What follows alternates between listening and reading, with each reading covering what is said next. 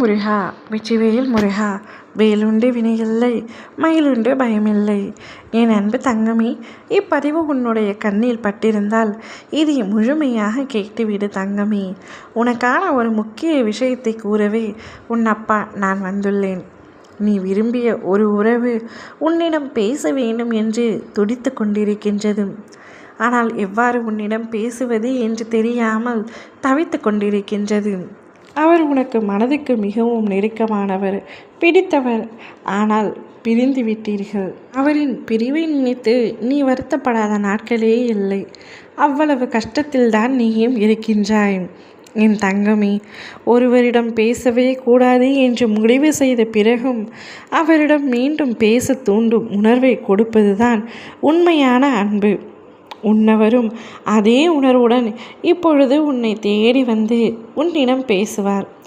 இச்சமயத்தில் நான் உன்னிடம் ஒன்று மட்டுமே கூற ஆசைப்படுகின்றேன். கடந்த காலத்தை பற்றி நினைக்காதே. கண்ணீர் தான் வரும். எதிர்காலத்தை நீ எதிர்பார்க்காதே. பயம்தான் வரும். இந்த நிமிடம், இந்த நொடி, அதுதான் உண்மை. அதை அனுபவி. நல்லதே நினை. நிச்சயமாக நல்லதே நடக்கும். நிரந்தரம் இல்லாத இவ்வுலகத்தில் சுயநலமில்லாத மனிதர்களிடத்தில் நீ ஒன்றை மட்டும் நன்றாக புரிந்து கொள்ள வேண்டும். இங்கு எதுவுமே நிரந்தரம் அல்ல.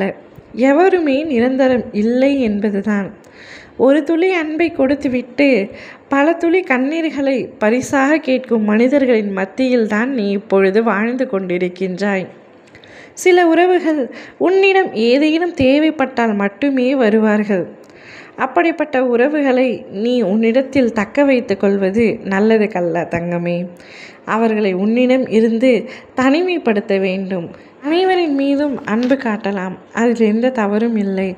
ஆனால் உண்மையான அன்பு, பொய்யான அன்பு எது என்பதை பிரித்து பார்க்கக்கூடிய அளவிற்கு உனக்கு மன புத்தி இருக்க வேண்டும். பொய்யான உறவுகள் மத்தியில் பொய்யான வாழ்க்கையை வாழ்வதை விட தனிமை ஒன்றும் கொடியது அல்ல. விட்டு சென்ற உறவுகளை நினைத்து வருத்தப்பட்டு கொண்டே இருக்காதே. குடும்பம் என்பது கடவுள் உனக்கு கொடுத்த அழகான பரிசு. அக்குடும்பத்தில் நீ எவ்வாறு காப்பாற்ற வேண்டும், எவ்வாறு பாதுகாக்க வேண்டும் என்பதை மட்டுமே உன் கவனம் இருக்கட்டும். உனக்கு என்ன தேவையோ அதை உன் அப்பா நான் நிச்சயமாக நிறைவேற்றி தருவேன். மற்றவர்களின் வார்த்தைகளை கேட்டுக்கொண்டு அதை நம்பி உன் துணையை நீ ஒவ்வொரு நாளும் இகழ்ந்து பேசிக்கொண்டே இருந்தாய். அதனால் பல சமயத்தில் உங்களுக்குள் சண்டைகள் ஏற்பட்டாலும் இப்பொழுது பிரிவு ஏற்பட்டுள்ளது. கவலை கொள்ளாதே. அந்த பிரிவை நான் சரி செய்து வைக்கின்றேன்.